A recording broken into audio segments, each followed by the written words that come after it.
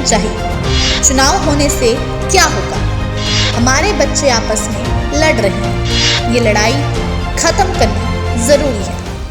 मणिपुर की राजधानी इम्फाल में रहने वाली ओइनाम असलता देवी जब ये कह रही होती हैं तो उनके चेहरे पर ये गुस्सा साफ जाहिर होता है। उनका कहना है कि मणिपुर में बीजेपी की सरकार है और केंद्र में भी बीजेपी की सरकार है, फिर भी पीएम नरेंद्र मोदी कुछ नहीं बोल रहे। यहाँ सरकार होने के बाद भी लग रहा है कि मानो उनका कोई ना हो, फिर चुनाव का क्या मतलब? बता दें कि मणिपुर की राजधानी इम्फाल में जब ये बात हो रही होती है और हिंसा इतनी बढ़ गई है कि ओइनाम का डर हर रात उन्हें सोने नहीं देता। मणिपुर में 3 मई 2023 यानी पिछले 11 महीने से मेतई और कुकी के बीच हिंसा चल रही है। इसी हिंसा के बीच यहाँ 2 लोकसभा सीटों पर 2 फेज में चुनाव होने वाला है। 19 अप्रैल को इनर मणिपुर सीट पर वोट डाले जाएंगे, तो वहीं आउटर मणिपुर के लिए 2 फेज में 19 अप्रैल और 26 अप्रैल को चुनाव होंगे। बता दें कि हिंसा की वजह से मेतई और कुकी एक दूसरे के दुश्मन बन गए हैं। इस लड़ाई में 219 लोगों की मौत भी हो चुकी है।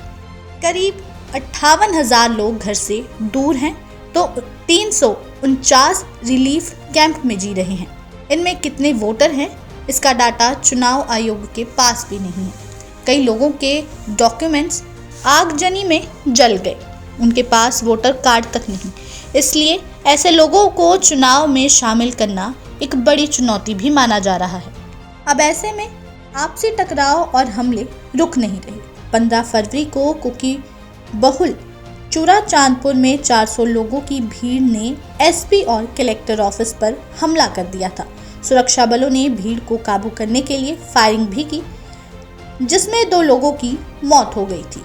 इसके अलावा पुलिस अफसरों और जवानों को किडनैप करने का ट्रेंड भी शुरू हो गया है।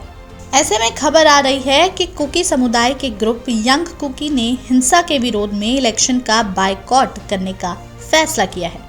ग्रुप में करीब 1000 लोग जुड़े हैं।